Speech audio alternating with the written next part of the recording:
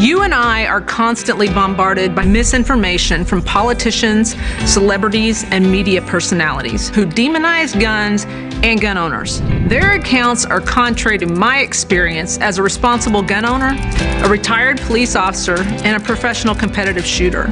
I have listened to their lies and I've taken their punches, but I refuse to stay silent any longer because I know a lot of women who have something to say and they won in the game. They're ready to play offense with the truth. The truth is, we all want the same thing: to protect ourselves, our families, and to be safe in our communities. The DC Project is a nationwide grassroots organization made up of women from every demographic. We come from all different walks of life, but we are united in preserving our Second Amendment rights. As we share our experiences, we push back against gun control lies and oppose those who demand our rights be restricted. As an immigrant from Venezuela, I saw how easy it was for freedom to die. My family and I watched tyranny destroy our home. In Venezuela, the media, celebrities, and politicians repeated the same anti-gun messages until people found it normal and acceptable to give up their freedoms. The reality is, none of it is normal or acceptable. Hungry and helpless, Venezuelans are now unable to protect themselves. Now, as a proud American, I am determined to guard against the same things happening here. We constantly hear about common sense gun control, like universal background checks, banning assault weapons, ghost guns, high-capacity magazines, and gun show loopholes. Every city that is facing massive crime waves have put these policies into place. Common sense tells me that they don't work. So why do people still believe the idea that those policies save lives? Actual common sense is holding criminals accountable, not letting them out of jail or encouraging them to be more confrontational. Common sense is not stealing the right of the American people to protect themselves. This is the message that America needs to hear. The DC Project works to reduce firearm accidents by campaigning for education in schools. We counter the false gun control lies by testifying in hearings and meeting our legislators. We equip our friends, our families, and our communities to know the truth. Gun owners are good people. America is a beacon of freedom. The Second Amendment is vital piece in ensuring that our kids can have a free country to grow up in. We stand with the lawmakers who support the Constitution, and we provide armor from the attacks by the gun control lobby. Join the DC Project today. Become a member, donate, or subscribe to our newsletter for updates on how we educate, advocate, and preserve our Second Amendment rights for generations to come.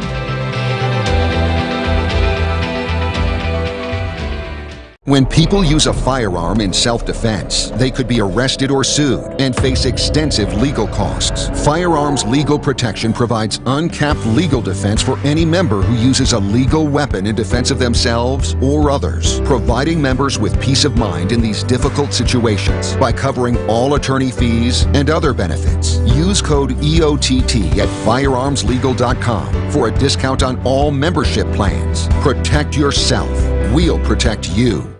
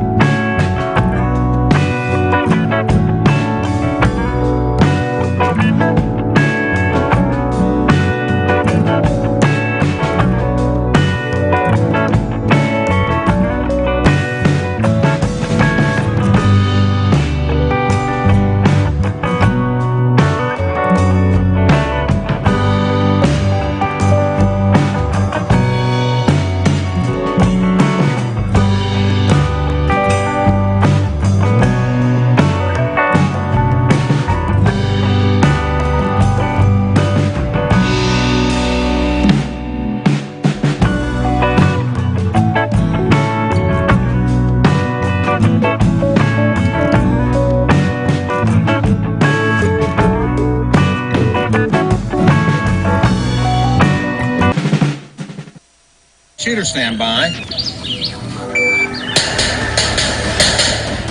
You hit the radio bullseye. And the home for everything Second Amendment. Concealed carry, the latest gear, reciprocity, legislation, the right to self-protection. And it shall not be infringed. This is Eye on the Target Radio with your hosts, Rob and Amanda. So, hey, folks. Welcome to the show. Thanks for joining us on a Mother's Day weekend.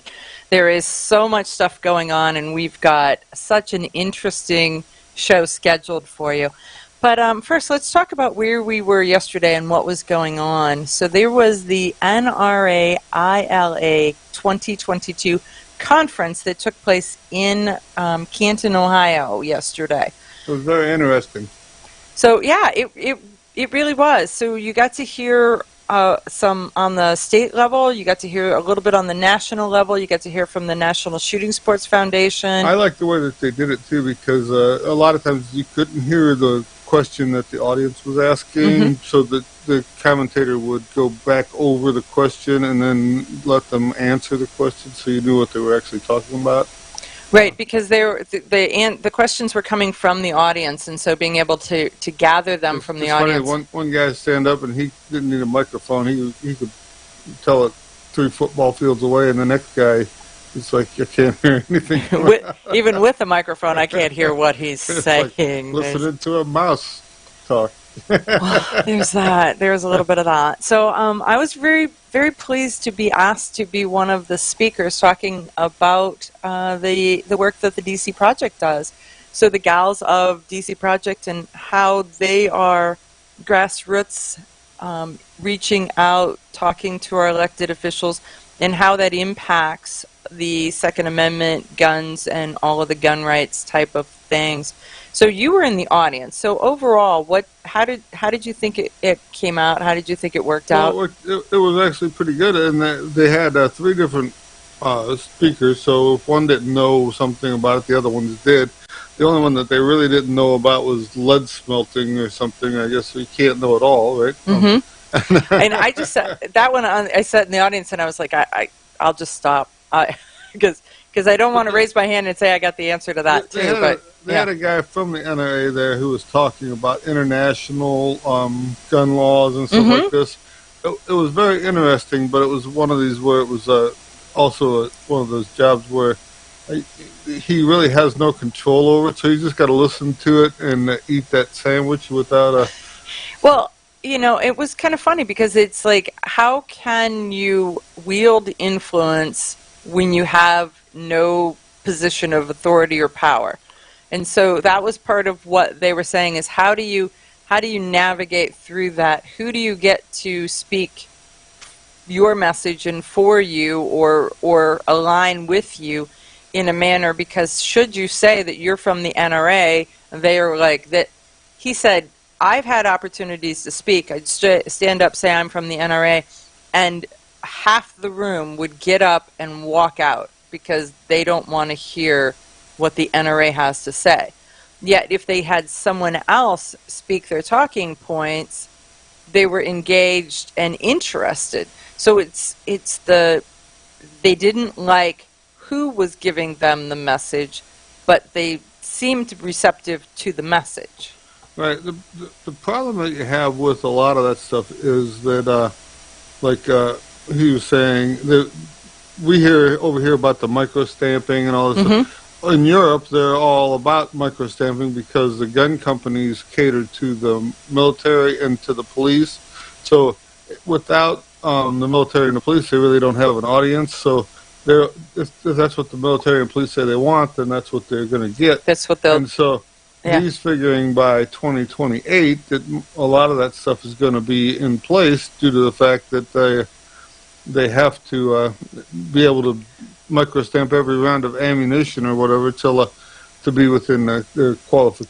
Well, and that's interesting. And then he said that not that impacts the United States, but it does, because then Supreme Court will look at what is the international world doing. So So the anti-gun military police stance that's in Europe will impact us in the long run at some point. And when we say, oh, well, we stopped caring about you, 240 years ago.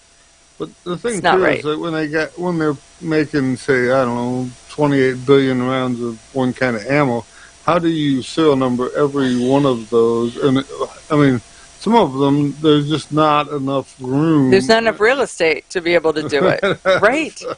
And I don't know that. I mean, and so it's going to be interesting. They'll have to take the lead out and put a computer chip in, and that way they can just go back to the computer base and see what the number was supposed to be or something. Because some of this is that regulations will drive technology. And so, they do have that ability that to laser engrave something on a grain of rice. So instead of stamping, if it's laser engraved and it's micro, it may be that the technology exists until the explosion happens, and then how does it stay? When it slides down the barrel or impacts whatever, all that go away anyhow. So. Right, and are they microstamping the brass, or are they microstamping the lead or the projectile? That would be the other part that is interesting. Or are they going to microstamp both of them, and so then they have to match? Think of the manufacturing nightmare of trying to matching numbers of something that you can't see the number of without a microscope. Right. Well, think about the logistics of selling that. I mean, if you happen to drop a box of bullets and they dump out, do you make sure that they all have the right numbers, or you sell it to the guy? Or well, the question is do they dump out all of them? Dump out? Do we lose 3 of them? All of a sudden, guess what, dude? This case was cracked. You got to buy the whole case. I've had some where the box comes open and you get three different boxes that lost 10 rounds or something, and you can put them back in there, but you put them in the right box. So now when you sell Jim these, does he get the right set of numbers, or did somebody else get Well, I would think at that point then you tape the 3 together and it becomes, dude, it's a 3-for-1 sale. Or you have to buy all 3 in order to get these. So something, because you sure don't want the mix-up to happen to you. The general public doesn't care enough to worry about it, and so they'll just send out whatever's happening. And then it gets sorted later on. We only care if somebody else is doing it, not if it's up to us to do it. We are naturally lazy, and I mean, I can guarantee that most people will stop doing something after a while if it looks pointless to them. Right. Well, and we see it as pointless before we even start. So there is. It's either government intrusion. It's pointless. It's got a lot of negativities. You had a job at work and they make you do something, and it may be, who knows what. I mean, maybe you just have to turn around 3 times before you set the thing on the table. But you see that's a stupid idea, and so you just quit doing it. And then sometimes they say something, sometimes they never say something. So you don't. I'm really good for doing paperwork at work. I don't do it. So. I can imagine you don't do it. Well, it reminds me of this manufacturing story where boxes would get out into the supply chain with no contents in there. And so the manufacturing company says, well, we can't have that. So they hired a group of engineers. The engineers came in. They added a scale to the conveyor belt. And should the box not weigh what it's supposed to weigh, it shut down the entire process line, and somebody had to go look at it, check it, remove it, and continue on. And so they did that, and they would catch these, and in the beginning, let's say they caught 10 on day 1, and on day 2 they caught 10, and on day 3 they caught 10, and on day 4 they caught none, and on day 5 they caught none, and on day 6 they caught none. And finally they went out and they were like, okay, wait, how come it was 10, 10, 10, and then it was none, none, none? And they went out there and found out that the operator was tired of having to get up, go there, check it, and do that. So he just put an air hose right before it, so if it didn't weigh enough, it just blew it off the conveyor in a way, and it kept going. So instead of the multi-million-dollar modification with the scale and everything that they had to do, he just added an air hose to it. But that's that. If it's pointless, if it's not pointless, right? You're going to figure out something, and if it makes you do extra work that you don't see value in, you'll figure out a way to get around that. But that's the one that's always stuck in my head because it just made absolutely so much sense. Yep. Well, I can see that, but if it's they're having you say, "Let's do it this way," it's like, yeah, I don't think so. Well, there you go. So it was pretty funny. Rob was manning the booth for the DC project, so he's sitting there trying to explain what the DC project does. So it's like, here, I have one of these sheets. It explains it all to you, right? But it was a good day. And check in your state, because the NRA ILA conferences are moving around, and they're going to be at different states across the country. I know Wisconsin still has one. They've already been in Florida, Ohio, Arizona. I know they have Wisconsin, North Carolina, and I'm not sure what the other states are, but double check yours. Just do a search, NRA ILA conference. Okay, you ask yourself, who is this Realize Firearms Awareness Coalition, and what do they do? Realize Firearms Awareness Coalition is a not-for-profit group based in Portage County, registered as a 501c3, and organized to educate about the historical intent of the Second Amendment to the Constitution of the United States of America, to share knowledge, to enable citizens to accurately relate and defend aspects of the U.S. Constitution, to enhance public awareness and support for responsible gun ownership, and to emphasize firearms education for women who facilitate the transmittal of constitutional awareness and gun ownership to succeeding generations. How do they intend to do that? By talking to you all and having you talk back, by hosting educational summits and events. So tune in, listen, and participate. RealizeFAC.com. Your front door, your car, your gun. Safety is a habit. Gun safety and responsible storage are no different, and the best way to help prevent accidents, misuse, and theft. Cable locks help keep firearms secured. Learn how to get a free firearm safety kit. Visit projectchildsafe.org. If you have a firearm, own it, respect it, and secure it. Brought to you by the National Shooting Sports Foundation and the Bureau of Justice Assistance. Shotgun with Charlie. I'm Charlie Cook from Riding Shotgun with Charlie. Conversations in the car about gun safety, freedoms, and even a few laughs. Imagine you're in the back seat listening to an intimate chat with me and my passengers as we drive all around the country. Listen, watch, and subscribe to the Riding Shotgun with Charlie YouTube channel and podcast.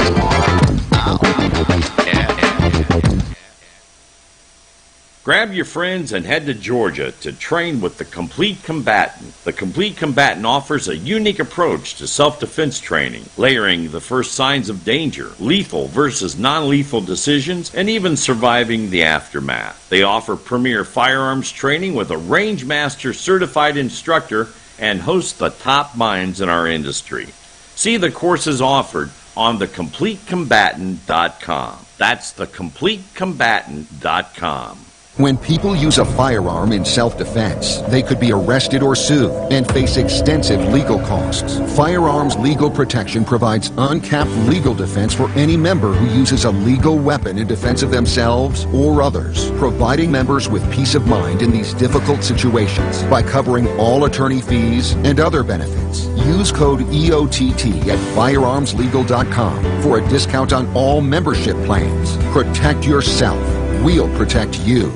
Ladies, ever wish you could find a brand that understood the difference between feminine and functional?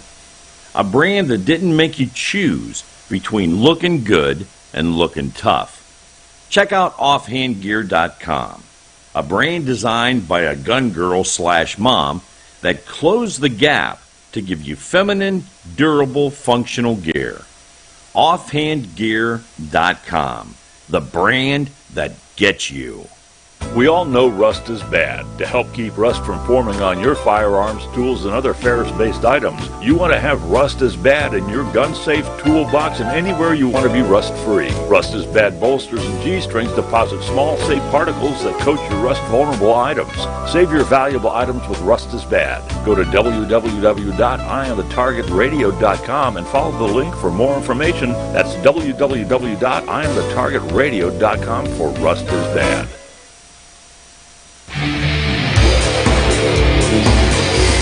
Okay, so we are back, and now we're at the history section. So what are we talking about history today? What are you going to amaze us with? You've seen the little moon clips that go on the revolver that for a 45 automatic. You put three of them in, and they fit into the cylinder on the gun. Do you know that during World War I, they didn't have enough automatic pistols because we got into the war way before we tooled up for enough people to have pistols. So they were used Smith & Wesson hand ejector and the Colt New Service, they called it. And they were trying to figure a way to make it so that these bullets would work in there. One of Remington's guys came up with these little half-moon clips, and that saved the day. Okay, so let's talk about the shape and what they are. So it's a revolver. The revolver holds 6 shots. Right, so this the holds half three moon would hold bullets at a time, and they were just like a half moon with 3 little notches that were cut for the bullets to snap in place. It's funny, if you have one of those, they make a tool that's just it slides up over the casing, and it's got a little finger on it, and you just rock it against the side of that half moon, and it pops it out or pops it in. Okay. So you can load or unload with this little tool, and doesn't bend your half moon clips up too bad. And then they make full moon clips too now for competition because they don't want to have to mess with 2 of them. They want to be able to drop one in. Okay. And other things, they're starting to make revolvers for 9mm and other stuff that uses these clips also because they're so much faster than speed loaders. Now let's talk about why they're necessary, because I think that some people that they miss that piece of it. Because the casing has no rim to eject the shell, the Colts were bored clear through, so the bullets would just drop all the way through. The Smith & Wessons were only bored deep enough that you could shoot the gun, but you couldn't eject the empty shells out of it. So they needed those to lift the empties up out of the casing, out of the chambers. So it was a pretty good idea for what it was. And so that if you have one of those, it's called a 1917. They also sold some to Brazil, a 1937 model they called it. They imported a lot of those in the 90s back into the U.S. Now, if you need to get replacement half-moon clips, where do you get those? Brownells sells that kind of stuff. So if you're looking for that type of thing, you can just go to Brownells and look. They'll have the half-moons and the full-moon ones and stuff. So they're pretty easy to get a hold of. And then other things like 38 Super. You know why they call it a Super? No. Well, originally they had a 38 ACP round. It was in the 1902 sporting model, they called it. Okay. And it didn't have enough power to penetrate a car body at the time. So the FBI was looking for something that had more oomph to it. And so they Colt jacked up the power on these to plus P plus rating and run it through their 1911 platform, and then they could get to where they would penetrate car bodies. Okay. The casing, and that was kind of before they said plus P plus. They just had this called as a Super, but okay. It's a same identical bullet as the 38 ACP, just the power is so much more that it'll tear your old Colt up if you have the early one. They also tried to make some Tommy guns for it too. So if you think if they could put a 100-round drum of 45s on it, how many 38 Supers can they get in a Tommy gun at that point? So well, it's like that 30 Super Carry as to what you can do with it now because it's so much smaller. So you get a lot more capacity in the magazine. So, but yeah, some of it is kind of reinventing the wheel. Some of it actually does have a place that there's a need for it. How many of you got a Ruger Blackhawk at home that says new model on it and wonder what new model means? Right. What's the new model versus the old model, and why is it? Because it's a cowboy gun. So right, is that? The old stinking model, right? Something. Okay. All the Rugers built before 1972 were just their old model. They didn't say old model on them. They just said Blackhawk. And then in 1972, they took the 3 screws off the side, put 2 pins in it, and they started marketing with the new model, and they all have that transfer bar safety inside. So, and that was the real reason why they did the whole shift, was the transfer bar safety. Right, they went to this transfer bar safety, and that was to, it's kind of cool because when you open the loading gate to load it or unload it, it goes into freewheel, so you can load or unload it very easily. You don't have to cock it or do any of that stuff. Mm-hmm. Like the old one, you had to go back 2 clicks and do all the work, and then now you got a gun that's half cocked. You have to try to set it back down or something.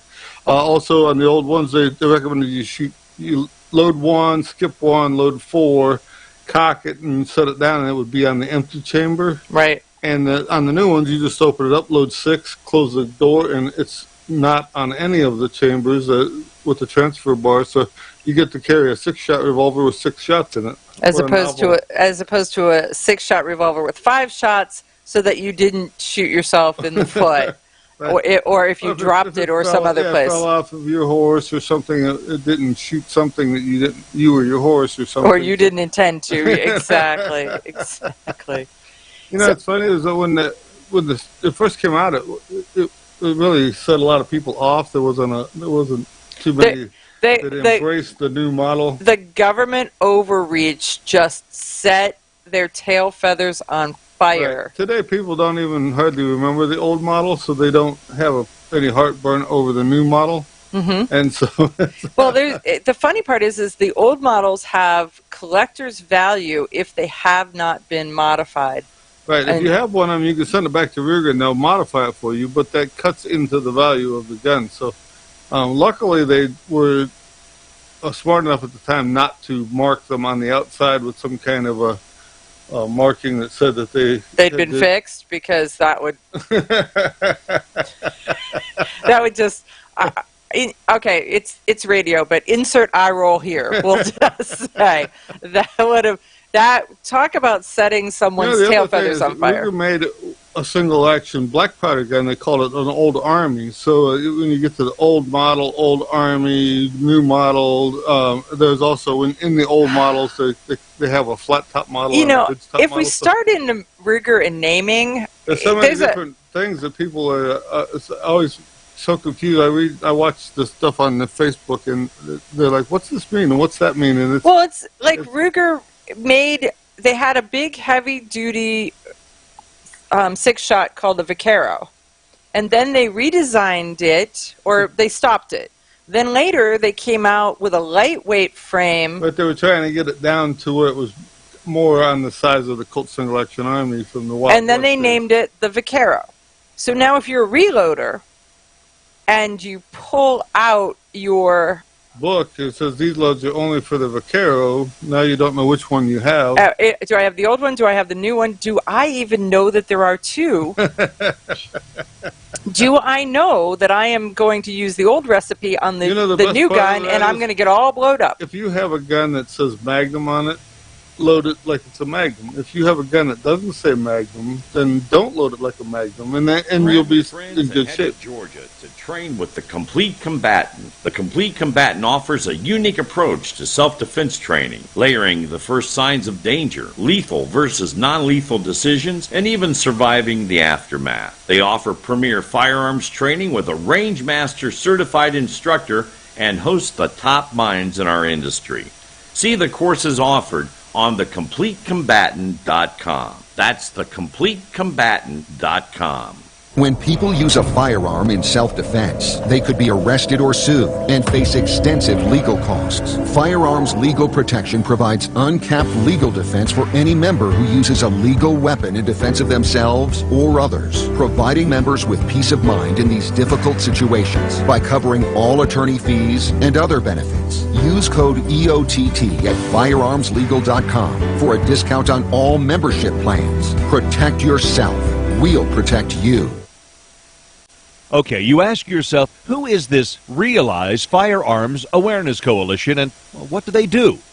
Realize Firearms Awareness Coalition is a not-for-profit group based in Portage County, registered as a 501c3, and organized to educate about the historical intent of the Second Amendment to the Constitution of the United States of America.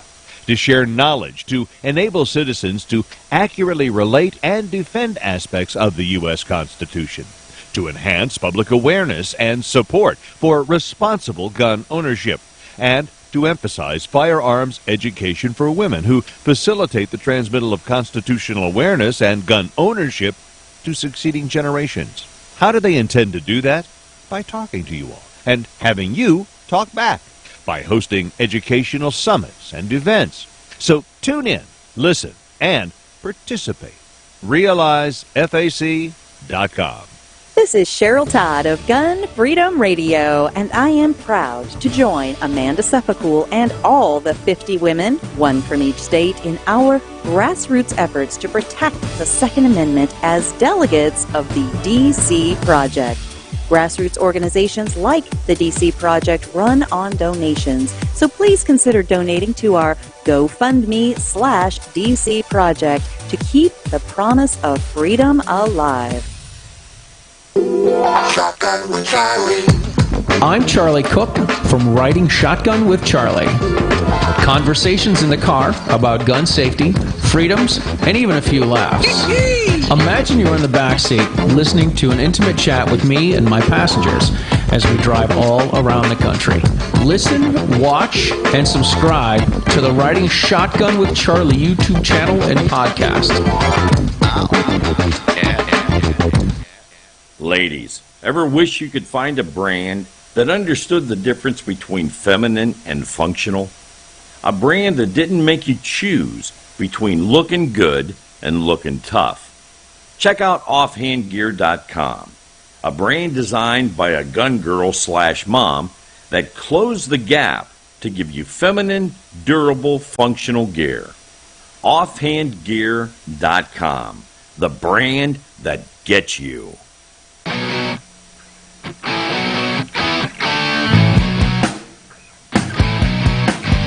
Hi, this is Paul Lathrop from the Polite Society podcast. I wanted to let you know that the show you're listening to is a proud member of the Self-Defense Radio Network. You can check out all the shows on the network by going to selfdefenseradio.net or tune in for more on Self-Defense Mondays on Karma Radio, krmaradio.com.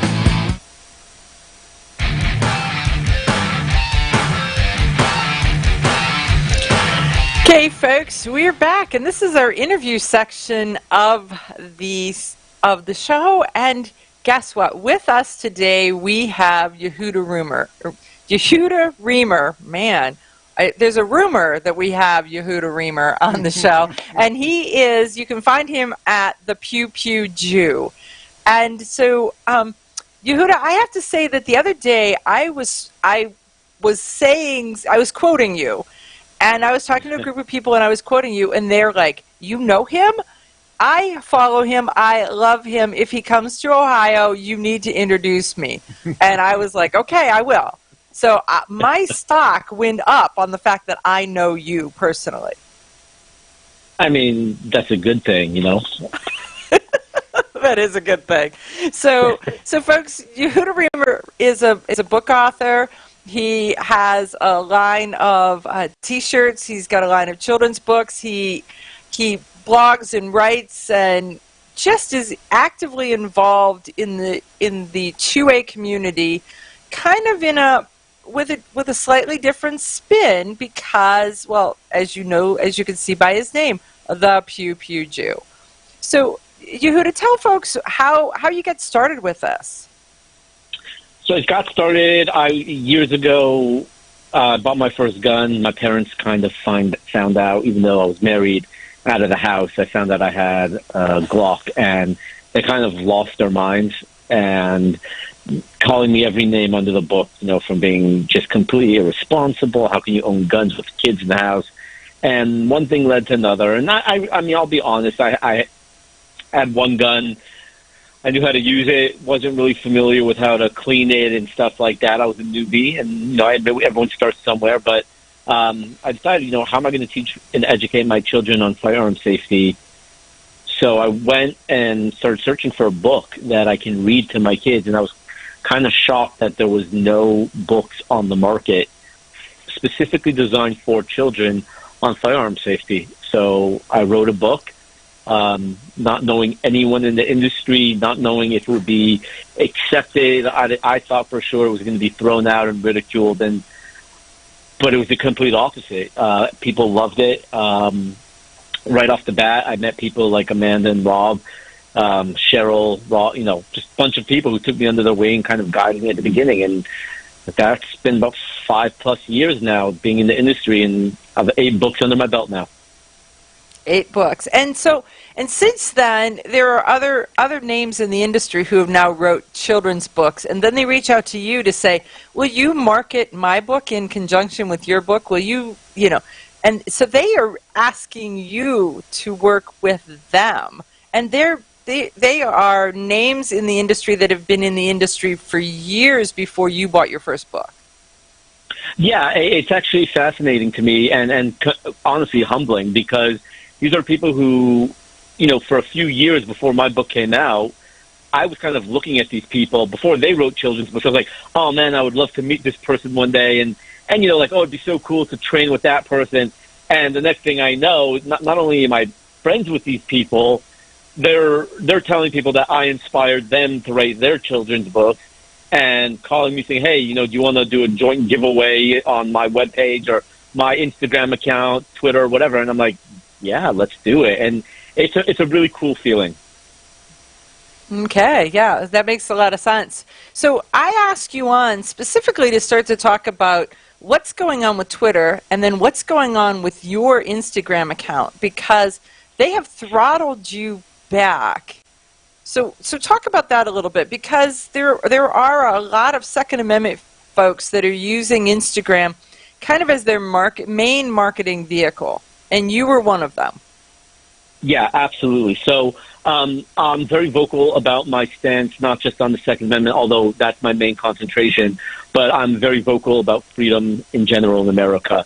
And it's something that I'm incredibly passionate about, and I will, never veer away from the freedoms that we hold dear.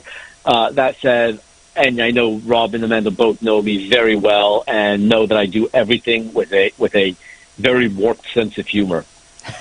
And a lot of my posts are making a point, but I use a lot of dark humor. And in one case, I'm getting Instagram telling me that I've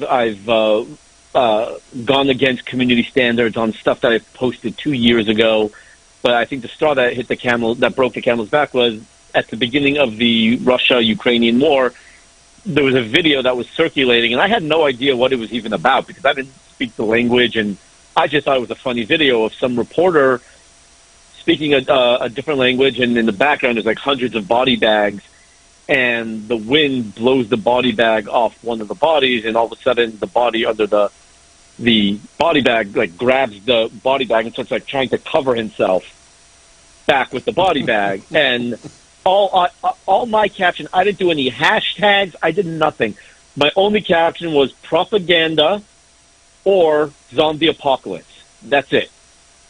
And the next thing I know, they sent me a 90-day. Now, I'm not going to call it a suspension because I can still use my account. I'm definitely not shadow banned because they straight up told me we're screwing you over. But you limit your reach, and they have. And it's been 2 months now, and it's been brutal. My main account has 14,600 followers. My backup account has 3,300 followers.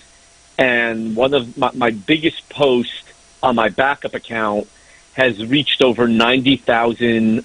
Other accounts has 5,600 plus likes. The same exact post on my main account, which again has 14,600, I think has 158 likes and has only reached 580 accounts. And that's right. That's as of 30 minutes ago. I checked it out. So they have limited you more than 95%. Yeah.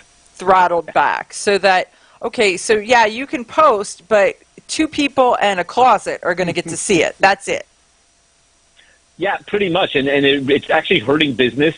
I can't reach the same amount of people. Business has slowed down. My next book is done being written. I was going to do an entire Kickstarter campaign trying to raise $10,000, but the minute I was about to launch it, the next thing I know is I can't reach anybody. I don't have that reach anymore, so I've had to, kind of postpone my next book by 3-4 months now, which kind of stinks, but, it is what it is. There's only so much I can do. Right. So do you believe that at the end of 90 days they're going to free you up, or now you're on that list of the I'm watching you list, and so they're going to go back to something else that is on your page and say, well, 2 years and 3 months ago you did this, and so we're going to spank you even harder? Yeah, I'm not even confident at all that I'll be getting my main account back.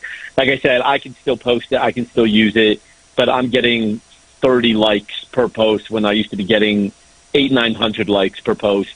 I'm convinced at this point that account is dead. I'm trying to build my backup account.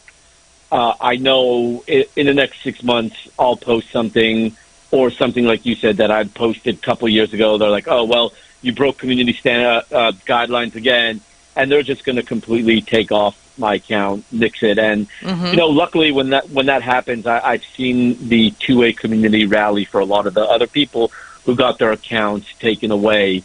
So I'm hoping that if that happens, I'll get that same help from the 2A community. That same little boost.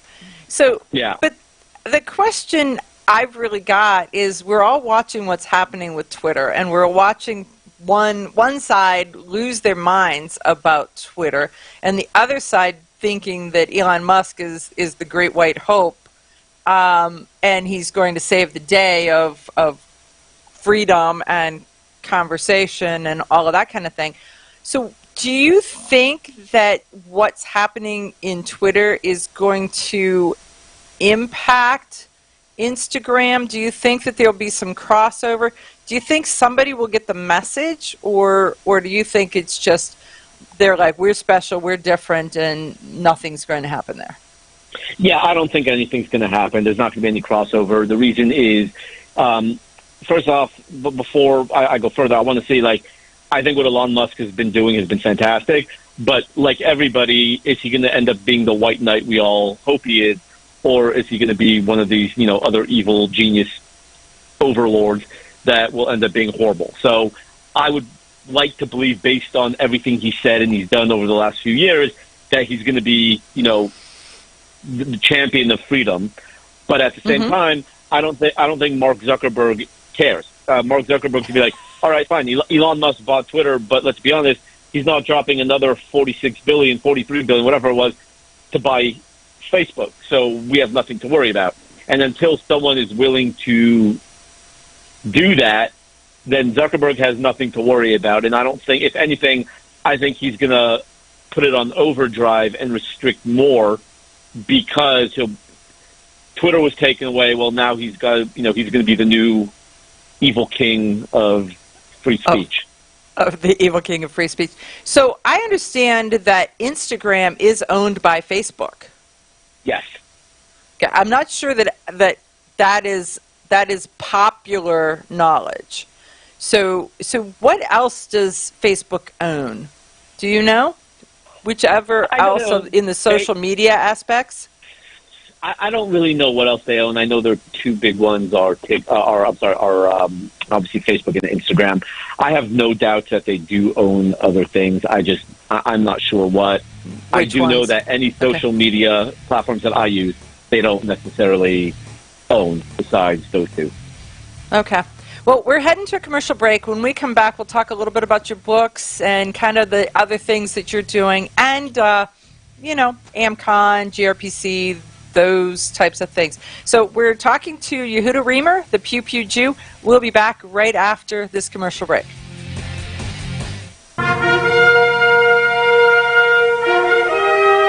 Honest citizens like you protect themselves every day. We talk about it every week on the Self-Defense Gun Stories podcast. Were these gun owners lucky, or did they have a plan? How should we defend the people we love? We discuss recent examples on the Self-Defense Gun Stories podcast. put us in your pocket.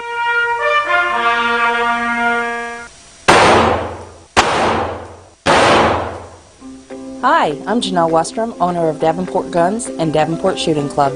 At Davenport Guns, we do so much more than sell firearms. We advocate for increased personal safety and security, not just for you, but your whole family and community. Go to davenportguns.com to see our online inventory and browse videos, articles, and things we just find entertaining. Sign up for our newsletter to learn more. This is Cheryl Todd of Gun Freedom Radio, and I am proud to join Amanda Suffolk and all the 50 women, one from each state, in our grassroots efforts to protect the Second Amendment as delegates of the DC Project. Grassroots organizations like the DC Project run on donations, so please consider donating to our GoFundMe/DC Project to keep the promise of freedom alive. Ladies, ever wish you could find a brand that understood the difference between feminine and functional? A brand that didn't make you choose between looking good and looking tough? Check out offhandgear.com, a brand designed by a gun girl/mom that closed the gap to give you feminine, durable, functional gear. Offhandgear.com, the brand that gets you. Okay, you ask yourself, who is this Realize Firearms Awareness Coalition, and what do they do? Realize Firearms Awareness Coalition is a not-for-profit group based in Portage County, registered as a 501c3, and organized to educate about the historical intent of the Second Amendment to the Constitution of the United States of America, to share knowledge, to enable citizens to accurately relate and defend aspects of the U.S. Constitution, to enhance public awareness and support for responsible gun ownership, and to emphasize firearms education for women who facilitate the transmittal of constitutional awareness and gun ownership to succeeding generations. How do they intend to do that? By talking to you all and having you talk back, by hosting educational summits and events. So tune in, listen, and participate. RealizeFAC.com. Shotgun with Charlie. I'm Charlie Cook from Riding Shotgun with Charlie. Conversations in the car about gun safety, freedoms, and even a few laughs. Imagine you're in the back seat listening to an intimate chat with me and my passengers as we drive all around the country. Listen, watch, and subscribe to the Riding Shotgun with Charlie YouTube channel and podcast. When people use a firearm in self-defense, they could be arrested or sued and face extensive legal costs. Firearms Legal Protection provides uncapped legal defense for any member who uses a legal weapon in defense of themselves or others, providing members with peace of mind in these difficult situations by covering all attorney fees and other benefits. Use code EOTT at firearmslegal.com for a discount on all membership plans. Protect yourself. We'll protect you.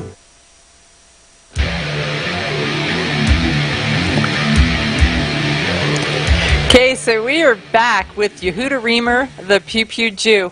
And so our listening audience has sent me a couple different notices that says that Facebook owns WhatsApp, and they also own Oculus, the virtual reality. So those two are also owned by Facebook. Not that I think I'm going to play with either one of those right now. So no biggies at all.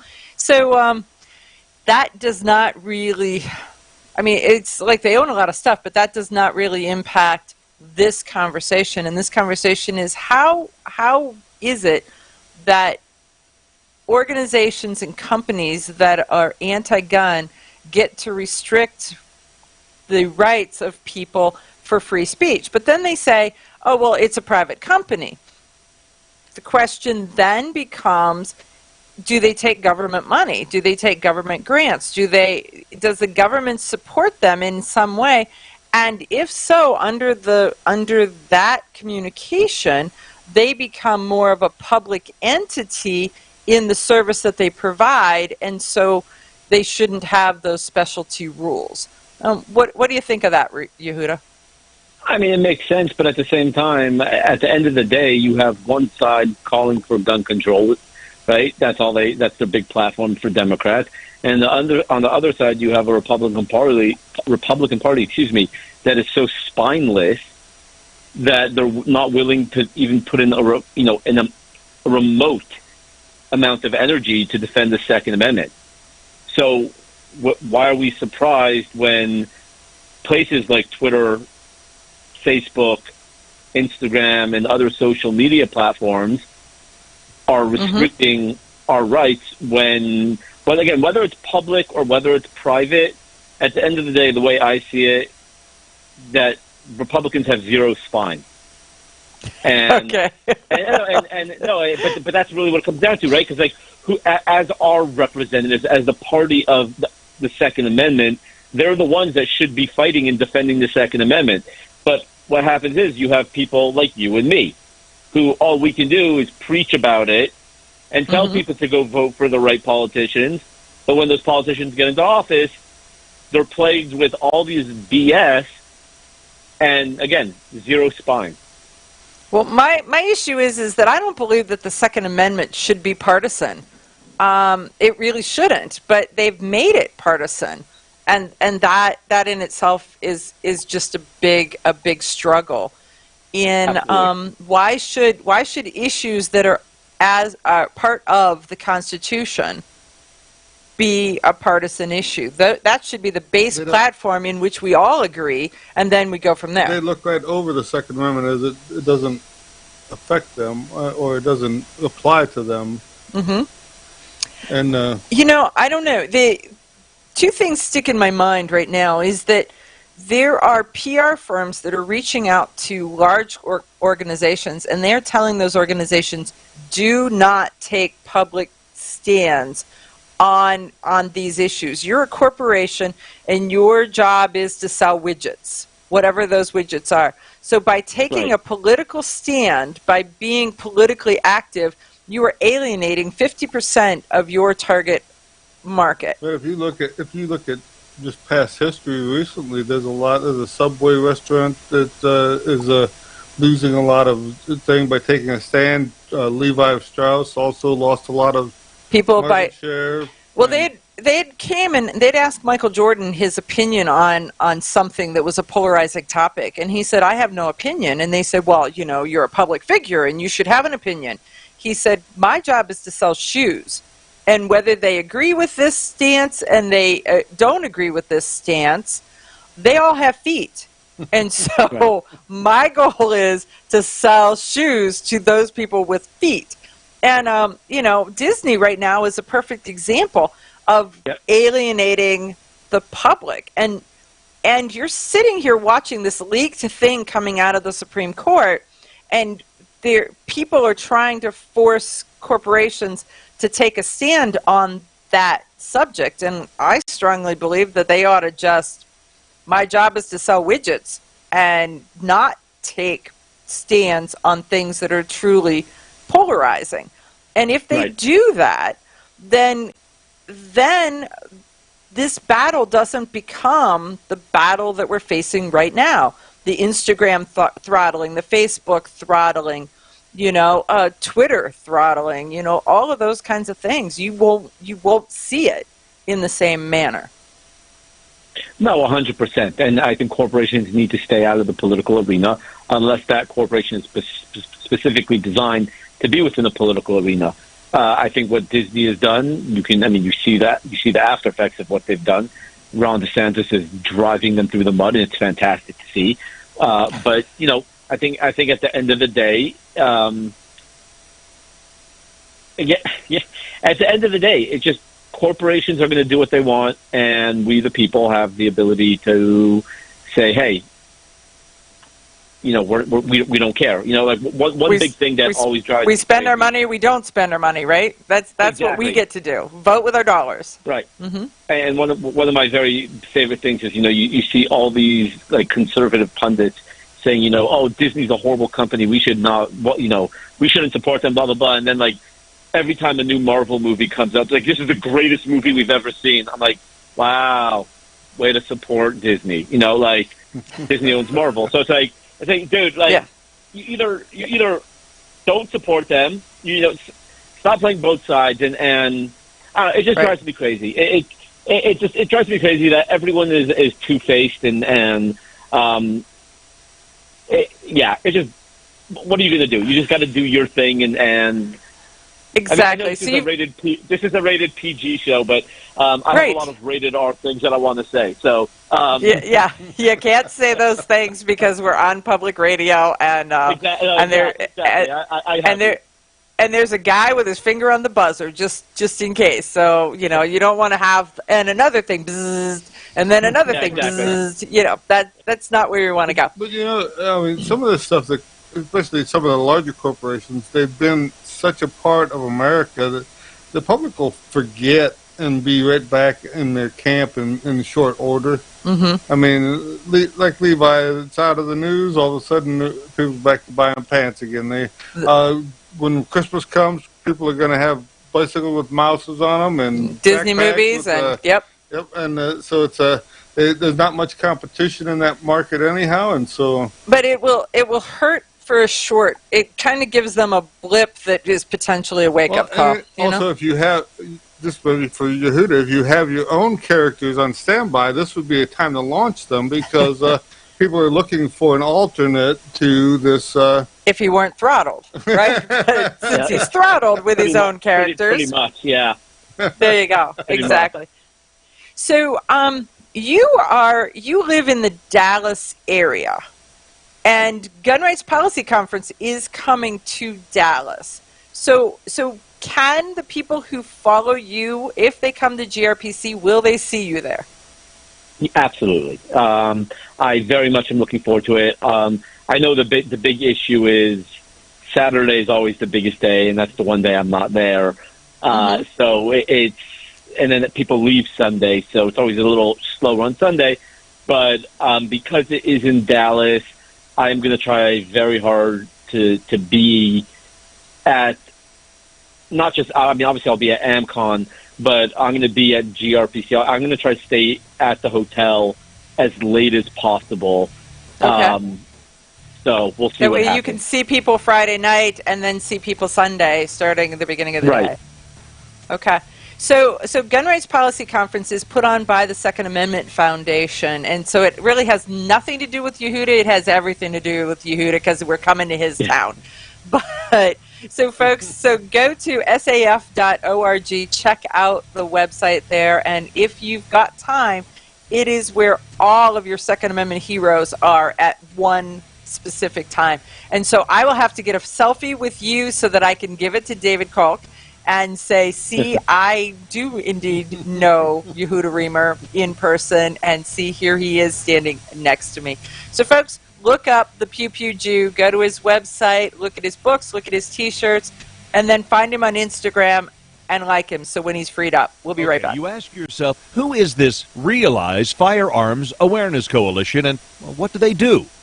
Realize Firearms Awareness Coalition is a not-for-profit group based in Portage County, registered as a 501c3, and organized to educate about the historical intent of the Second Amendment to the Constitution of the United States of America, to share knowledge, to enable citizens to accurately relate and defend aspects of the U.S. Constitution, to enhance public awareness and support for responsible gun ownership, and to emphasize firearms education for women who facilitate the transmittal of constitutional awareness and gun ownership to succeeding generations.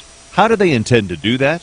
By talking to you all and having you talk back, by hosting educational summits and events. So tune in, listen, and participate. RealizeFAC.com.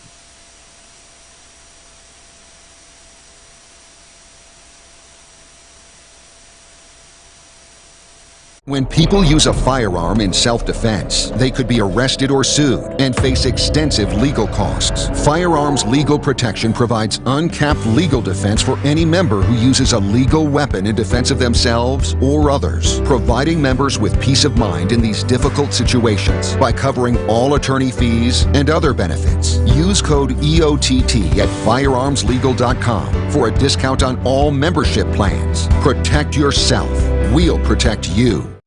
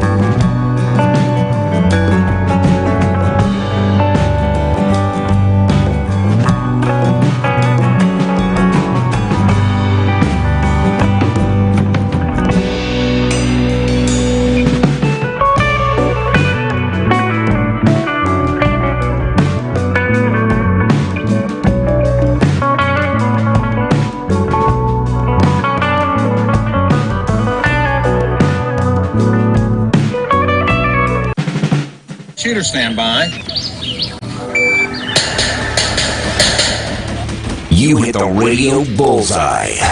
And the home for everything Second Amendment, concealed carry, the latest gear, reciprocity, legislation, the right to self-protection, and it shall not be infringed. This is Eye on the Target Radio with your hosts, Rob and Amanda. Okay, we are back, and one of the things that hit the news this week is that Philadelphia has a problem with kids and guns and crime. And so they don't want to say that they have a problem with gangs and gang violence. That's not it. They have a problem with guns because we're not going to name why there's a problem with guns. Is it guns, or is it all things like knives and clubs and other things that all kids tend to have? Well, it's that people are getting dead in Philadelphia in the school system. That's their problem. So is it a gun? Is it a knife? Is it what that is? So the Philadelphia middle schools have decided that they are putting in metal detectors. And the president of the Philadelphia Home and School Council is aghast because that criminalizes our children, and no wonder they don't want to go to school. Well, I have to say that, frankly, if you ask the majority of middle schoolers if they want to get up today and go to school, the answer is going to be... No, they don't. No, I don't want to go. But also, too, if you're not searching the kids or whatever, then you end up with how many kids want to go to school taking a chance on getting knifed or shot or they know whatever. that they've got a violence problem in their schools. And right. So there's a double-edged sword, so to speak. Ha ha ha. Right. So what would your opinion be if your school said that they're going to put in metal detectors? What would your stand be on that? Would you be against it? Would you be for it? Would you be, where would you be on that? They're saying they're putting in like trash cans ahead of the thing that they can throw their contraband items into. So I don't know, it lists a whole bunch of stuff: BB guns, pellet guns, flamethrowers, knives, stun guns, brass knuckles. Before they walk through the metal detectors or are scanned by hand, students will have the opportunity to dispose of any illegal or inappropriate items. So the illegal and inappropriate, well, frankly, they'll have the opportunity. They could have the opportunity to leave them at home. They could have the opportunity not to have them. And so does this mean that there's a trash can? Does this mean that there's a locker, a post-school locker, so that you can take your Glock and put it in the locker? I don't believe they're going to be that lenient that you could lock your knife or your gun up until the end of the day and then pick it up on the way out. I don't know. I think it's more like throw it in this can and we'll sell it on eBay while you're gone. It could be. That's sort of like the TSA. I mean, that's sort of that. Isn't that what that reminds you of? So if you work for the TSA, you get to shop in the trash can prior to. By the time you get to the baggage, you think, it's not worth me walking 200 miles back to the car. So I'll just throw my $50 knife in the trash and buy another one later.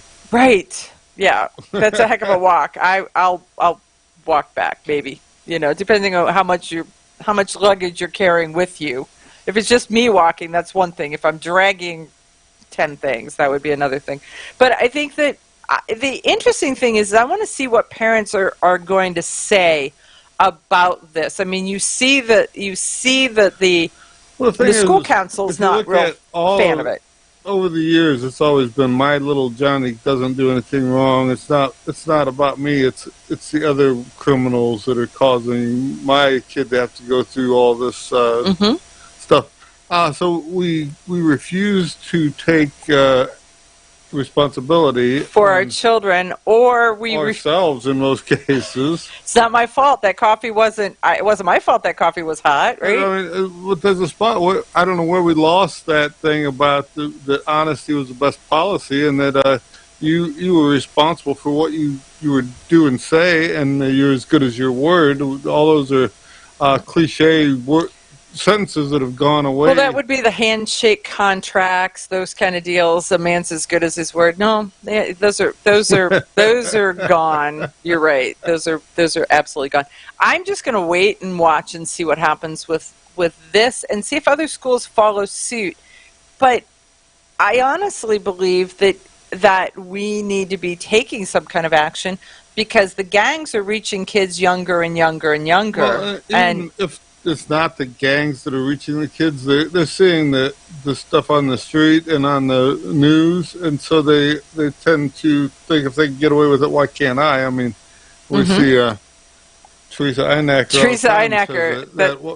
If the criminals can have a gun, why can't I? If they can steal a car, why can't I? It's really funny because she'll post a story about this guy getting stopped or that guy getting stopped, and she's like, so if Joe Schmo is allowed to have a gun, why can't I? And if whatever his name is, and she names their names each time, and it's just so funny when she does it. And Teresa Einacker is part of the CNJFO, which is the Coalition of New Jersey Firearms Owners, and they're one of the groups that's in the front line of the fight of what's happening in New Jersey, what's happening with gun. But I think in the whole picture, when you look at it, we have a crime problem in this country. We have taken capital punishment basically away from us. Mm-hmm. And we put in this timeout chair with very little time on it. Right. And so it's until we treat them like criminals, we're not going to get any better results. Yeah, those who are criminals need to be treated like criminals, and those who are not criminals should not be treated like pre-criminals. I mean, and that's really it. That's an argument for another day, but because you go off on me. But sometimes I won't let him. I will shut off his mic. It's just there's a reason. If you want to see Rob Unchained, you have to do that in person. Because you can't, we can't do it on the radio. Here's an article. In 1937, the Pittman-Robertson Act was enacted, and it was actually sportsmen who wanted to voluntarily to have taxation put on their weapons and their ammunition and stuff like this to help with conservation work. If you were at all familiar with it, by 1937, there was very little wildlife left. It had pretty much been wiped out by either market hunters or just no rules at all. So they charge, I believe it's 11% on rifles and shotguns and on ammunition, and 10% on handguns for some reason. Right, isn't that weird? And, the thing I learned in this article was the fact that it's called the Wildlife Restoration Trust Fund, because I always just thought it was the Pittman-Robertson Funds, Pittman-Robertson Act. And so it actually has a whole nother name. Imagine that. So they say that since 1937, they've collected over $15 billion, and they dish it out through your states, the Fish and Wildlife Services. Right. So it goes through for us, the Ohio Department of Natural Resources, but every state's got a slightly different name for that. Some of it goes to buying land. Some of it goes to conservation of the wildlife. Some of it, they said, it was kind of surprising that some of the non-game animals have benefited from the game animals. So even though they weren't really working on trying to save them, by bringing more deer or turkey or something into the area, it gives them more to eat or whatever, and so they're doing much better. And it's a pretty interesting article. But if you have a not-for-profit club or something, there's actually money available in that stuff if you ask the right person the right question. Right. Good luck with that, though. You start to... It's top secret, and if someone knows it, they won't tell you about it because that would cut into their money. There is, well, actually in Ohio there's a cap of $15,000, so there it doesn't cut into their money. But there you go. But they have that mindset that it cuts into their money. They do have that mindset. I mean, and you have these conversations and people are like, I've never heard of that. And it's like, how can you be in the industry and you've never heard how Pittman Robertson money comes out, where it goes, who gets it? Today they're selling record numbers of guns and ammo, I mean, as much as they can make, and they also are selling it at record high prices compared to what it has ever been in the past. So 10% or 11% is bigger numbers every day. Yeah, what did they say? 13 million or 14 million guns were sold since the COVID lockdown to new gun owners. So that's it's 11% of the wholesale price. So on long guns and ammunition. Right? Isn't that a crazy number? But $15 billion managed by the U.S. Fish and Wildlife Service. And I know that in the state of Ohio, they have bought land, and sometimes they tell you can't walk on the land. We have to work on that. But we'll be working more on that. When we come back, we'll talk more. Honest citizens like you protect themselves every day. We talk about it every week on the Self-Defense Gun Stories podcast. Were these gun owners lucky, or did they have a plan? How should we defend the people we love? We discuss recent examples on the Self-Defense Gun Stories podcast. Put us in your pocket.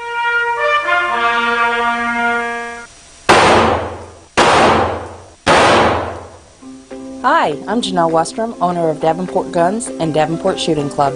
At Davenport Guns, we do so much more than sell firearms.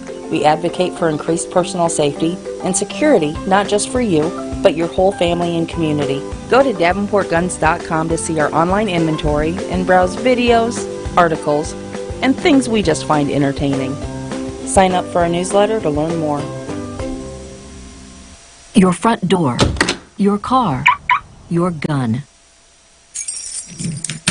Safety is a habit. Gun safety and responsible storage are no different, and the best way to help prevent accidents, misuse, and theft. Cable locks help keep firearms secured. Learn how to get a free firearm safety kit. Visit projectchildsafe.org. If you have a firearm, own it, respect it, and secure it. Brought to you by the National Shooting Sports Foundation and the Bureau of Justice Assistance.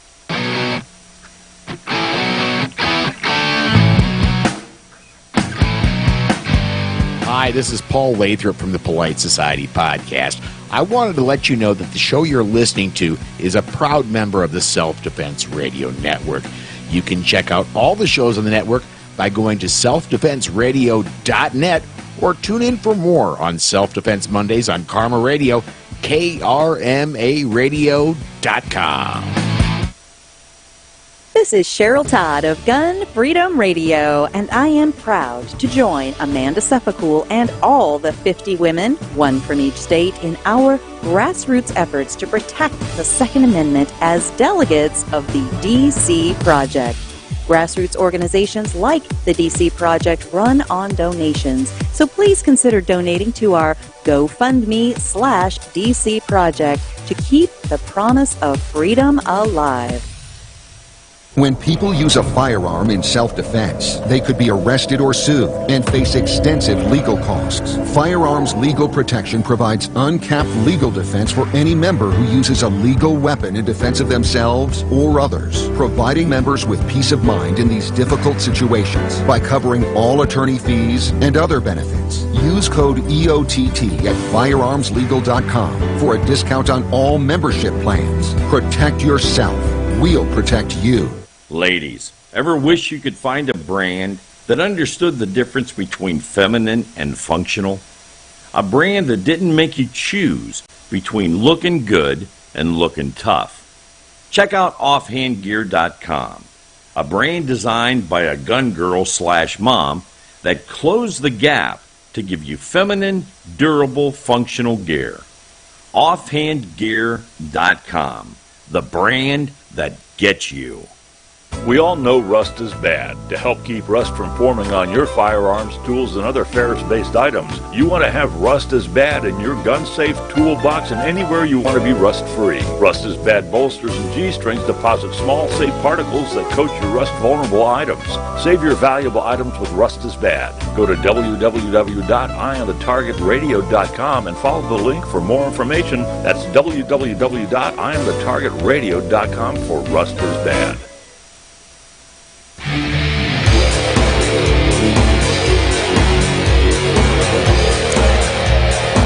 Okay, so one of the conversations or one of the comments that we got from a listener says that in Indiana, firearms taxes have paid for top quality shooting ranges.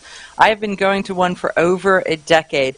And so that is it. It is a public range. So it will not buy you a business to run as a range, but it will provide a public range should you want to be able to be working with your legislators to be able to put it together. We're selling 15 million more guns a year or something. Are we putting in more ranges somewhere?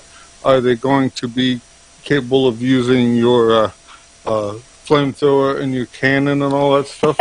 We got a story about that. So I'm telling you, yeah. So I think that there's some things with that, because there's a story about the flamethrowers. There's a story about Outdoor Recreation Act that is out there. Some of this Joe Manchin has. It's a Senate bill. He's pushing this thing through. It's coming out of committee, so that makes it good. They said that very few acts come out of committee, but anyhow, it is going to, like we were saying earlier, free up some of this land that they're buying, that the government is owning, whether it's state or federal land, right, for sporting purposes or for outdoor recreation purposes. Also, he wants to put Wi-Fi in so that when you're out there, you can have broadband. Well, and the thing is when he puts Wi-Fi in, he's really putting Wi-Fi in rural areas for everybody. So it really is a public service that provides. Right. It's funny that a lot of these don't even have indoor plumbing, let alone now they're going to have a Bluetooth hookup, but no, not a flushable. Yeah, no, but so the interesting thing is I know that in Ohio, and I don't know any other states, this basis that Pittman-Robertson money was used to buy land, and then the Department of Parks and Recreation said we don't have enough rangers to monitor, that's the word, monitor these areas, so we're not going to let you walk on them. We're not going to let you out in them.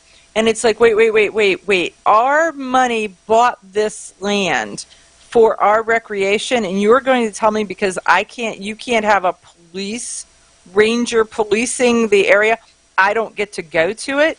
Say what? So it looks as if someone was heard as they talked to Senator Joe Manchin, and so he has done Senate Bill 3266, the Outdoor Recreation Act, to try to fix some of those things.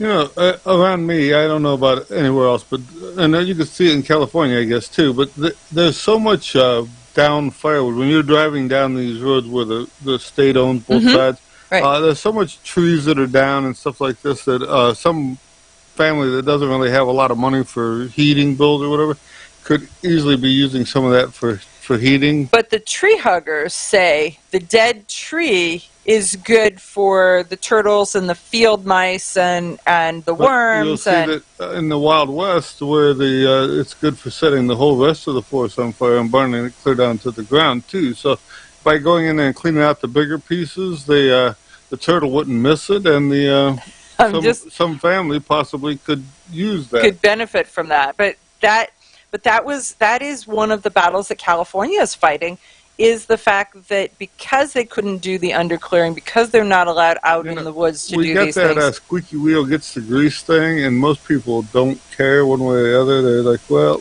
it doesn't affect me. So you care if you're hungry, you care if you're cold, you care if, if it's... If everything's going good, then we don't we don't got no complaints about that. We got complaints about the fact that my popcorn's stale now, or at least it tastes like it. But Don't. Okay. Or that I'm only getting 10 ounces of cereal in a box instead of 14. Or 28 ounces. It's 28 ounces of Gatorade instead of 32. Because my quarts are getting smaller for some reason. My quart bottle is no longer a quart bottle. But they say that as long as it's the same price, people don't care. You can get less. Just keep it the same price. That's another story for another show that is not 2A related. We'll just move on, carry on, move on. So, it's a free country, remember that. Right. So we're talking about gun ranges. We're talking about making things open to the public. So in Florida, there was a battle about the fact that there was a gun range that was they negotiated an agreement. And the agreement was that they will scale back their use of explosives as long as they're allowed to add flamethrowers. Well, and camping. They want to put camping in, too. Yeah, well, they didn't get camping, but they did get flamethrowers. It's kind of funny because they got this huge headline that says that they're scaling back the explosives. In the article, they got one little line that says that they will scale back the explosives, but it doesn't say anything about how they use explosives or how often. We want to know about the blow-ups. We want to know about the booms. Is it tannerite? Is it something else? Is it what is the deal that they were already being offensive at that point? Well, they changed the conditional use permit to allow the use of flamethrowers. So it's funny because this is an article written by Tom Knighton, and we have had him on the show, and I kind of say that he is me only as a dude. I like this quote here: "How gloriously odd this whole thing is." Flamethrowers. For crying out loud. And then he's like, flamethrowers, I want one. And I was like, yeah, exactly. You know, he says flamethrowers. And I'm like, yes, exactly. Flamethrowers, I want one. And I would never have thought that if I had a flamethrower that I could take it to the public range to do things with it. They use some flamethrowers that are basically just blowing out propane, or they're blowing out gasoline and diesel or something like that. And it doesn't really stick or burn and long some or anything. Kind of blows out like a napalm, right? And then there's some that you could make it so it's sticky, but there again, when you start dealing with the ATF on some of this stuff, it's like the flare guns. You can have a flare gun if it only shoots a flare, but if it shoots a projectile of any kind, whether it's wood pellets, rice, whatever that is, that makes it illegal at that point. So does sticky stuff make your flamethrower a different projectile as opposed to just a flame? I don't know. I don't know. And I'm pretty sure that if you're shooting sticky stuff that's burny, it would be much harder to have somebody say, sure, I would love to be able to have you shoot it in my place. We're just saying. So okay. So when we come back, we'll talk more about what's in the news.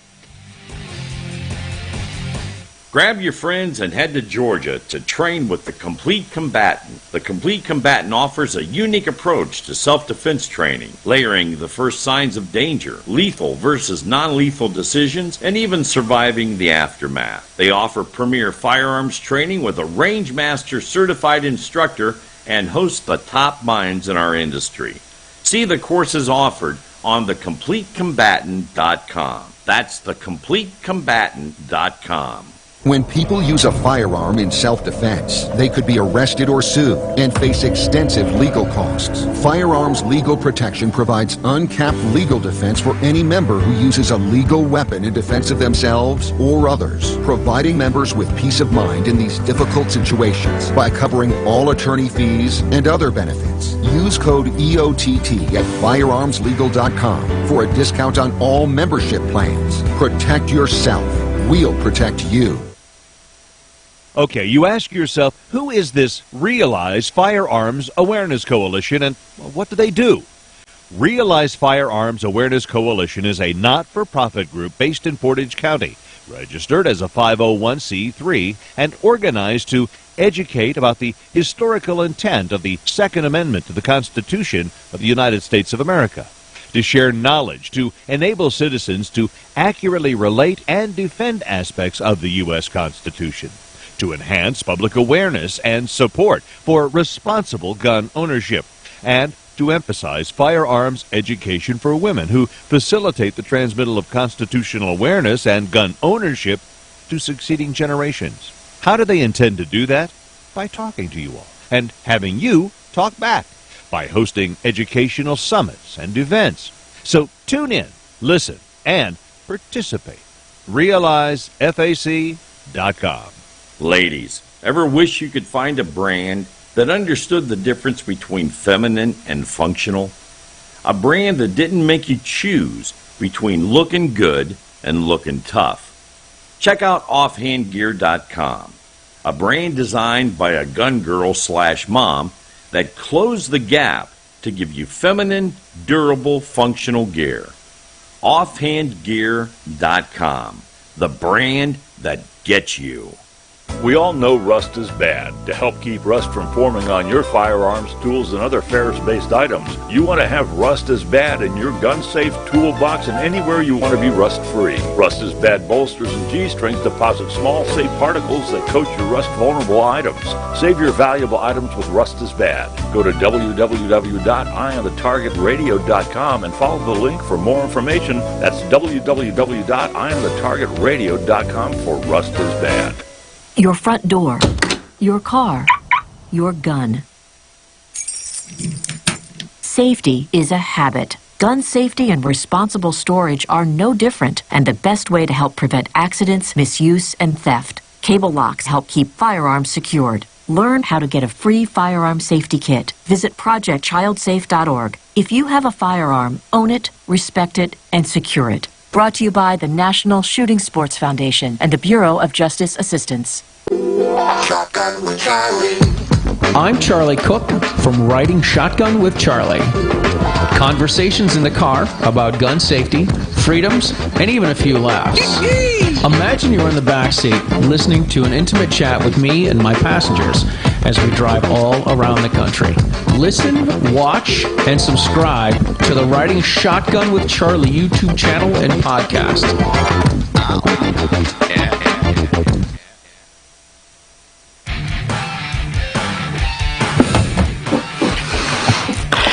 Okay, so we are kicking off we're on the circling around the last leg of the track, right? Circle back, huh? Circle back. She's going away, so we're going to get somebody new with some new term, and you can. The new term. We're going to be allowed to use circle back again. When I was a kid, I would say, and my uncle would always say, "No, I don't know. Tell me about it." And so it would make you have to stop to rethink. It would break you of the, like kind of statement. Yep. He was an awkward guy to be around. Let's just say. Well, there is, there's a spot where it's like, or really, or really like, and there's just these terms that you just shove in as opposed to saying. We used to have this old woman that lived down the street, and she would say, "And unlike that," after everything. Didn't matter what she said. It was an unlike that, and it was. At first it was funny, and then it got annoying after.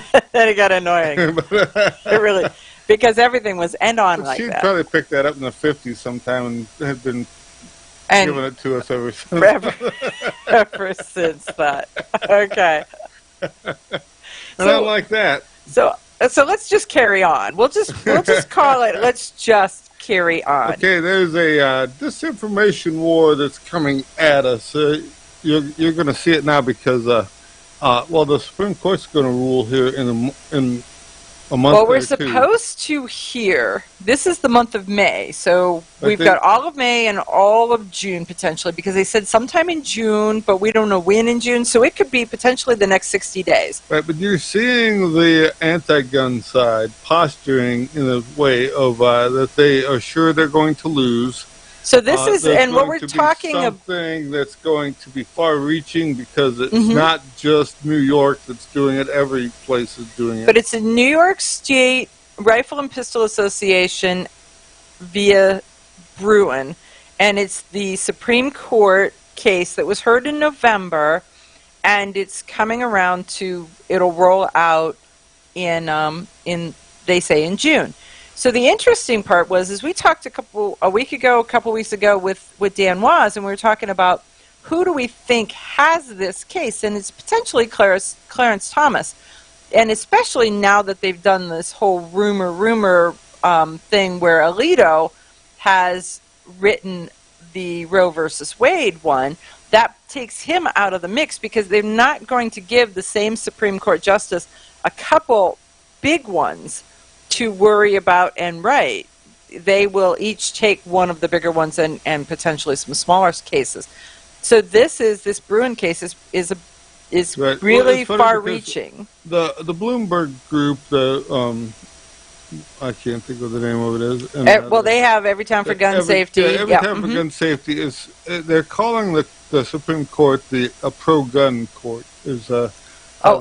And we, the pro-gun people, would be like, we love that, but we're not believing it as such. But they're already talking about getting their people to start running gun sense candidates because they feel the loss is going to be so big on their side that they need to start running candidates on local races and on state races to try to counteract some of this. Well, the interesting part is that if you look at the Roe versus Wade argument, it is really not an abortion argument. It is a states' rights argument. And you and I have been calling the fact that it is going to head, states' rights is coming to us at some point, and there's going to be this big battle. We thought marijuana, potentially guns. Right. Well, the thing is, right now they're posting this as it's something that's federal, and they're trying to get the Senate and the House to make some different rules to try to save what they have there. Right. It's not going to work. It's going to go to the states, and each state's going to be different at that point. So depending on where you live and who's in charge, so choose wisely, Grasshopper. And and so it's going to push it to states' rights. They're going to be losing. So all of a sudden there is a gun case that's going for states' rights. There's the abortion case that's going for states' rights. It's like going to be this double whammy that comes out in June. Well, and then we're hearing too about medical marijuana and the concealed carry or the constitutional carry, because now we have 25 states so far that has constitutional carry.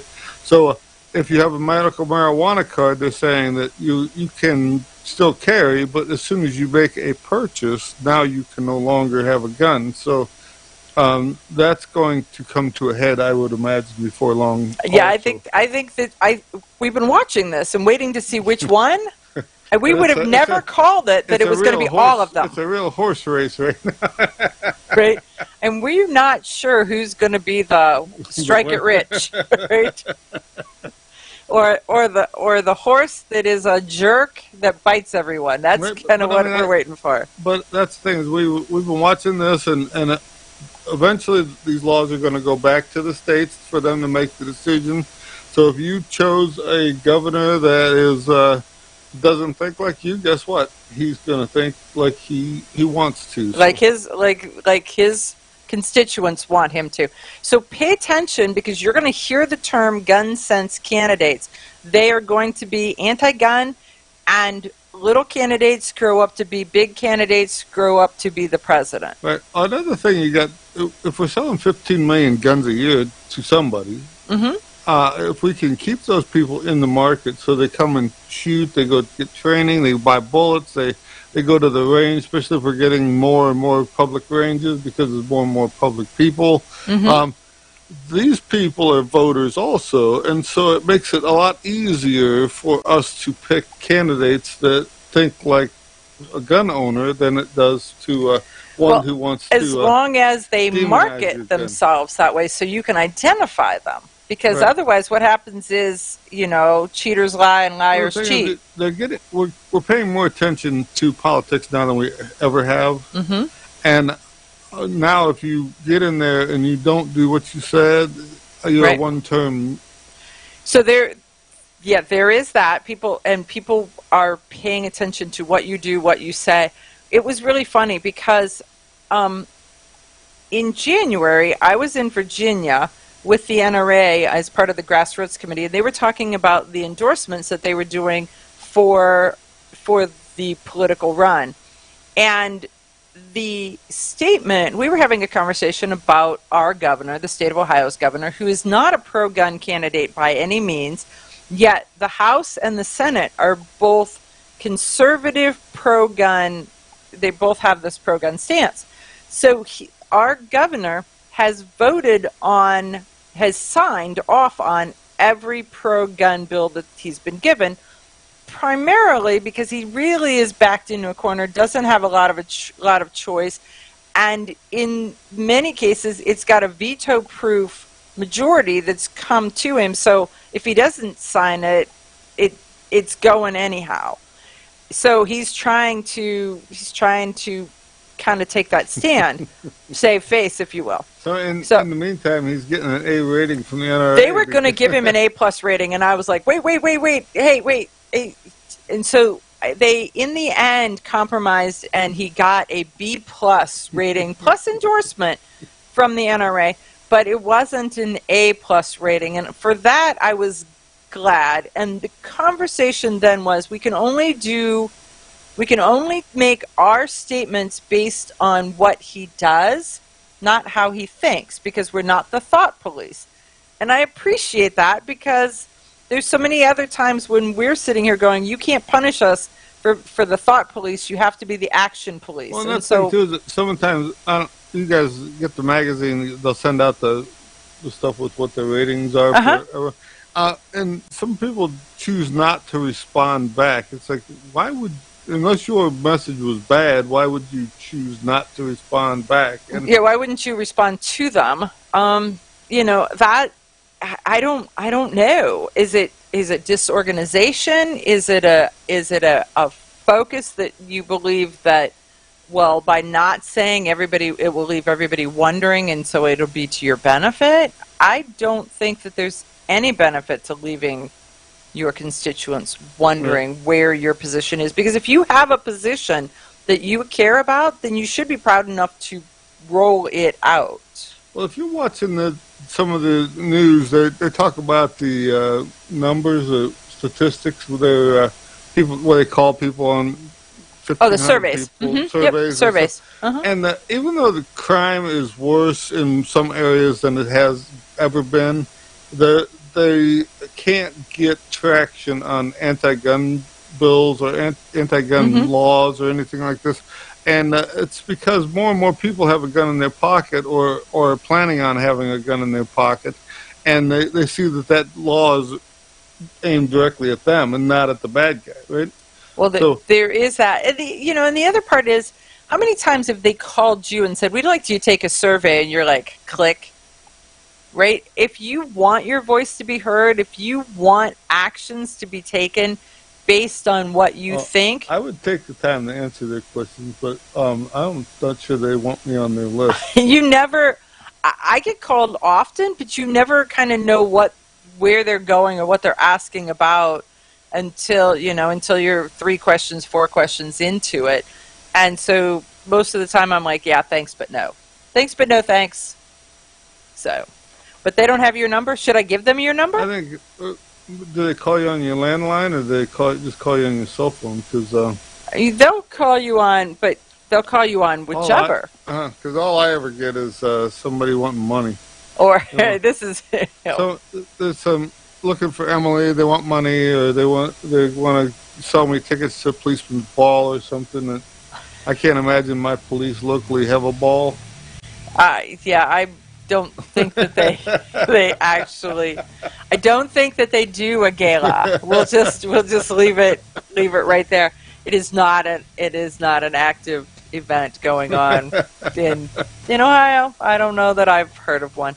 So when we come back, we've got more stories to. Well, here are Democrats in denial about increased crime.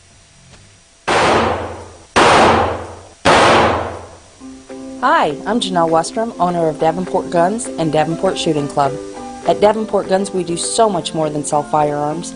We advocate for increased personal safety and security, not just for you, but your whole family and community. Go to DavenportGuns.com to see our online inventory and browse videos, articles, and things we just find entertaining. Sign up for our newsletter to learn more.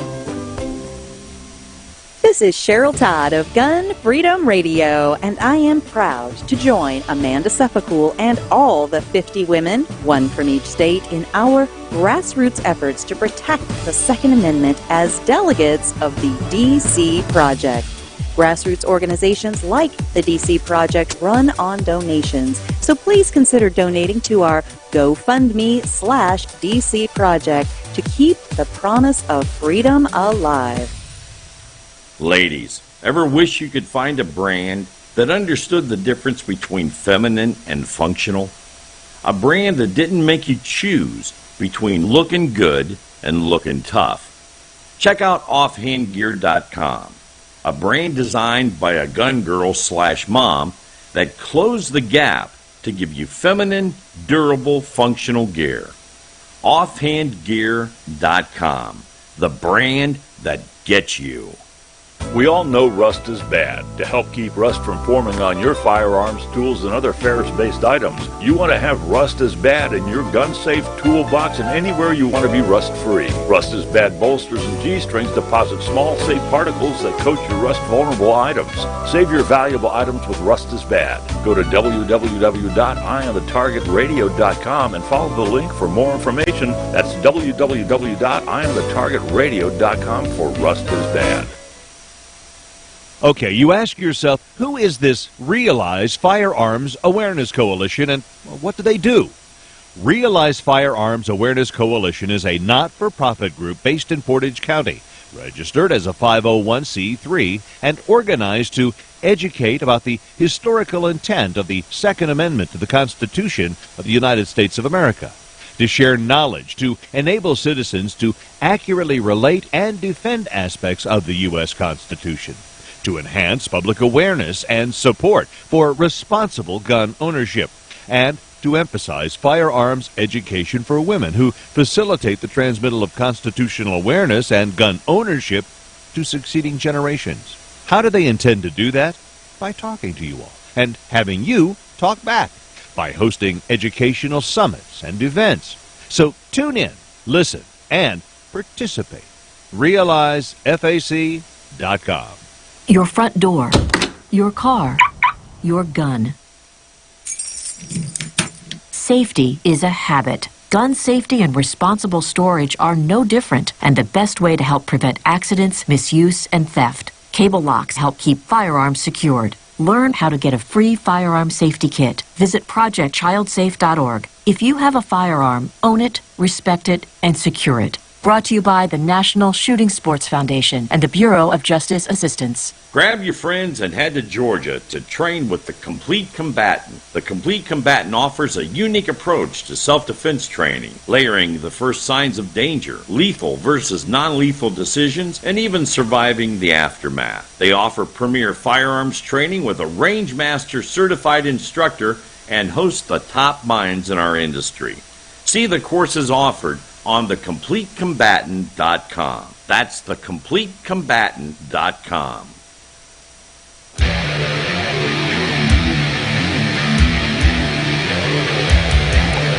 Okay, so we are back. So the Democrats have said that they don't believe that there is an increase in crime, but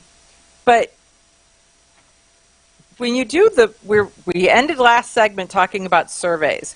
So they've taken a survey, and the survey says 40% of the people believe that U.S. crime has increased over the past year. 23% say that it has increased a little. 40% say a lot. So we're at 63% say that it has increased. Very few, 8% say it's decreased, and 19% say it stayed the same. So when you, but then if you flip it and you ask them their political standing, the Republicans believe that crime has gotten worse in areas that Republicans don't live in, and so we'll just say denial It's, what do they say? Denial. It's not a river, right? There is that. But okay, what do you got? Alabama, they just passed. They were like number 23 or something in the constitutional carry. So No, we're 20. We were 23. They were 22. Okay, I know they were just ahead of us. Just ahead of us. Anyhow, their stuff doesn't go into effect till January 1st, but they're saying they have a Senate race coming up, and gun rights is playing a huge part in this. And the one candidate has made a public statement 11 years ago in a speech that was somewhat anti-gun. He's saying that it's mischaracterized and misunderstood.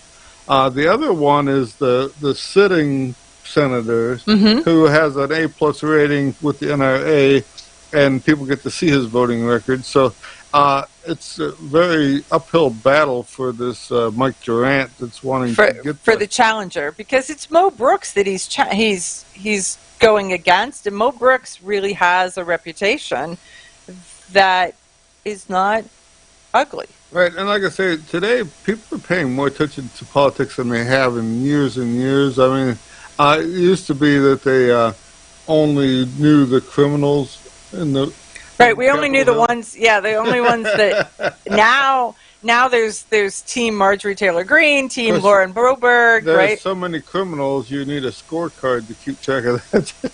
there is that, but it's really funny now. You'll talk to people and they're like, I love this congressman. And it's I've seen that Marjorie Taylor Greene, she's been fighting a group that wants to make take her off the ballot. If she can't run as in her thing, because supposedly she was part of the insurrection of January 6th.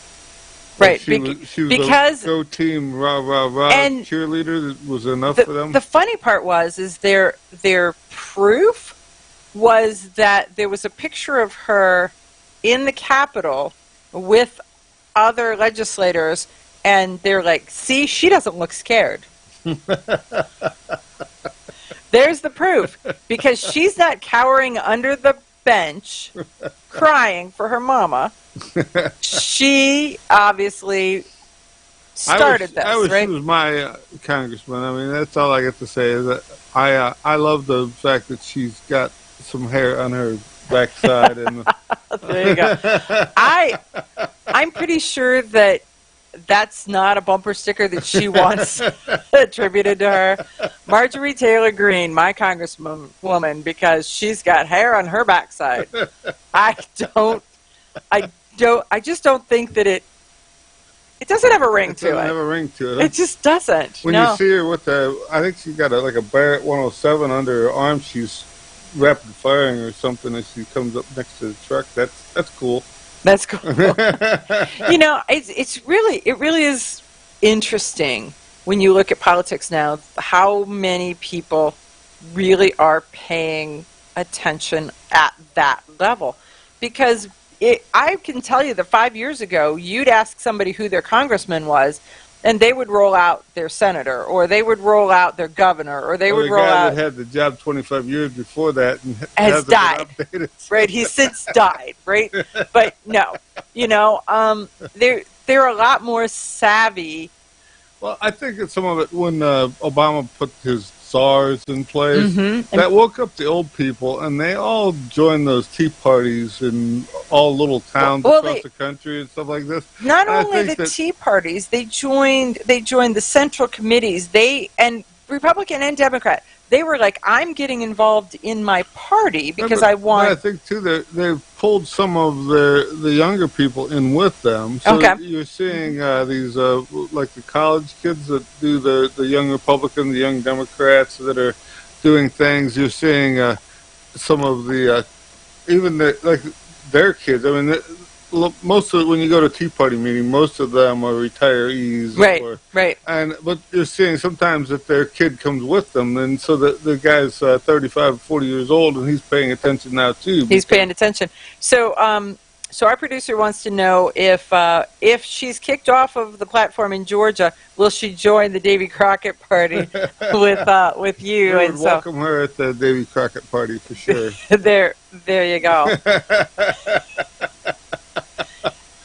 Okay, so Alabama state number 22, it goes into effect January 1st of 2023. Ohio was state number 23, goes into effect June 12th of 2020. Indiana state number 24 goes into effect July 1. Georgia state number 25 is already in effect, question mark. So yeah, it was Alabama, Ohio, Indiana, Georgia in that order, and Florida is still talking about it. Georgia, you see, Georgia, they don't drag their feet much. Right? They're like, boom, okay, we signed it. Okay, Georgians, run. It's in. We might as well just right. I'm not sure Alabama why they had to wait 10 months from the time that they signed it or something. Some people weren't really sure they wanted it in the first place, and so... so it gave them 10 months to decide that they could sell their house and move out of the state? They would be out of office by then before someone else...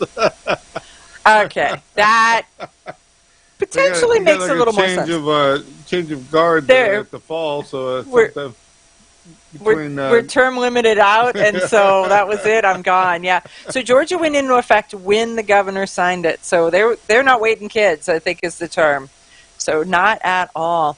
So it's really interesting, but I believe that this is another piece of that big sweep that we're seeing. The thing is, I mean, the other day I seen Trump had told like 50 people that he's backing them, and all 50 of them have won or something. And then the liberals are saying, well, Trump's losing his touch. And it's like, if you got a 50-0 record, I'm saying you're not losing your touch too much. But guns, this Roe versus Wade, marijuana, these are hot button issues that people are paying attention to, because if it doesn't affect them directly, it affects someone that they know directly. Well, and they're paying attention to that, and they're watching, they're learning the terms, so the inflation, stagflation. So I mean, this was the early 80s. I just think we learned a staycation a couple years back. Now we're hearing stagflation. Stagflation. So the early 80s, we had a huge issue back in the with day when inflation. Jimmy Carter was president, wages went from. This was another part of this thing is wage inflation is going to be a thing, and they went from $3.50 an hour to $7-8 an hour. Overnight, and it was the kind of thing that everybody was changing jobs, because if you didn't up the pay, they just went to the next shop down the street that would. So people pick up their toolbox. I know that I remember my dad, he would be like, grab his toolbox, he'd leave, and he'd have another job before he got home. And he's like to Mom, I'm not going there to work tomorrow, I'm going there to work tomorrow, right? It was, and I see that now. I hate new jobs. That's well, he'd have 3 of them in a day, and I hate even one of them. You're not, you do not like to be the new kid going to a new school. That's not your thing at all. So hey, folks, thanks for joining us. We will catch you next week. Okay, you ask yourself, who is this Realize Firearms Awareness Coalition, and what do they do? Realize Firearms Awareness Coalition is a not-for-profit group based in Portage County, registered as a 501c3, and organized to educate about the historical intent of the Second Amendment to the Constitution of the United States of America, to share knowledge, to enable citizens to accurately relate and defend aspects of the U.S. Constitution, to enhance public awareness and support for responsible gun ownership, and to emphasize firearms education for women who facilitate the transmittal of constitutional awareness and gun ownership to succeeding generations. How do they intend to do that? By talking to you all and having you talk back, by hosting educational summits and events. So tune in, listen, and participate. Realize FAC